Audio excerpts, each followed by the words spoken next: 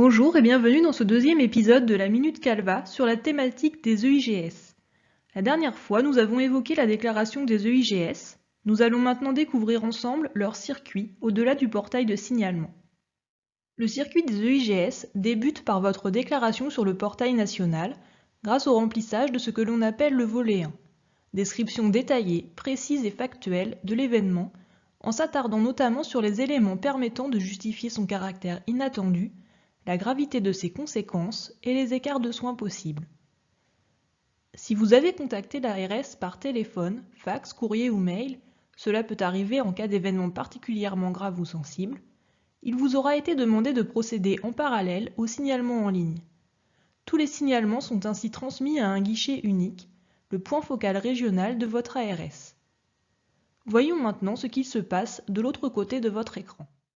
Intervient alors le pôle veille et sécurité sanitaire à la direction de la santé publique de l'ARS.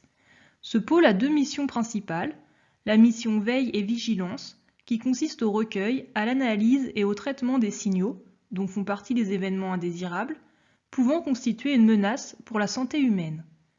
La mission préparation et gestion des situations exceptionnelles, qui permet de préparer le système de santé à la gestion de ces situations via l'organisation de l'ARS, la mise à jour de plans spécifiques et la coordination des acteurs concernés. En Normandie, ce service est composé d'un chef de pôle et de son adjointe, de 3 agents au point focal régional, de 2 médecins et de 6 infirmiers.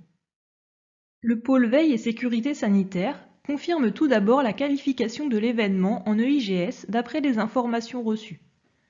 Il s'assure de l'adéquation de la gestion immédiate de l'événement via un contact téléphonique avec la personne en charge de la gestion des événements indésirables au sein de l'établissement.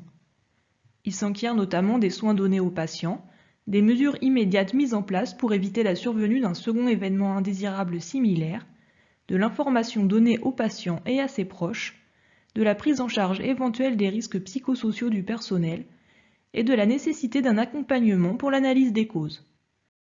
Enfin, le pôle apprécie la sensibilité de l'événement. Y aurait-il eu des manquements délibérés ou de la malveillance, des faits plus graves masqués par des informations non cohérentes, un risque médiatique ou une inscription dans un contexte sensible. Les EIGS validés sont transmis à la direction métier concernée avec un aiguillage en fonction du secteur dans lequel est survenu l'événement, la direction de l'offre de soins pour le sanitaire ou la direction de l'autonomie pour le médico-social. Si l'événement implique une vigilance réglementaire, pharmacovigilance, toxicovigilance, le signalement est aussi transmis à la vigilance concernée et une rétro-information mutuelle se fera entre le pôle veille et cette vigilance. Reste alors à attendre la transmission du volet 2 de votre part. Vous avez 3 mois après signalement de l'EIGS pour le soumettre, toujours sur le même portail en ligne. Ce délai vous permet de réaliser dans de bonnes conditions une analyse approfondie et collective des causes de l'événement indésirable, de rechercher les barrières défaillantes, et d'ainsi être en mesure de proposer un plan d'action préventive et corrective, élément que vous détaillerez dans ce second volet. Du côté de l'ARS, après validation interne, l'assistant thématique se chargera de vous rappeler ce délai de 3 mois, au bout de 2 mois, puis à échéance si le volet 2 n'a pas été réceptionné. Tous les 2 mois, le pôle veille et sécurité sanitaire organise une réunion d'analyse avec les directions métiers, les structures de vigilance et les structures régionales d'appui, au cours de laquelle sont revus les EIGS concernés. Les participants s'attachent à déterminer si les éléments transmis sont suffisants, si l'analyse de l'événement a été réalisée de façon exhaustive et si le plan d'action proposé semble pertinent pour éviter la survenue d'un nouvel événement indésirable similaire. Sinon, le pôle veille demandera des informations complémentaires à l'établissement. Elle pourra ensuite décider de clore l'événement ou bien de proposer un accompagnement de la part d'une structure régionale d'appui, Calva ou autre, selon le contexte. Une fois l'événement clos, un mail de rétro-information sera envoyé au déclarant. Il pourra être décidé d'élaborer des outils, tels qu'une fiche rétex, concernant un événement. Enfin, les EIGS seront transmis de façon anonymisée à la HAS dans le but d'établir un rapport national.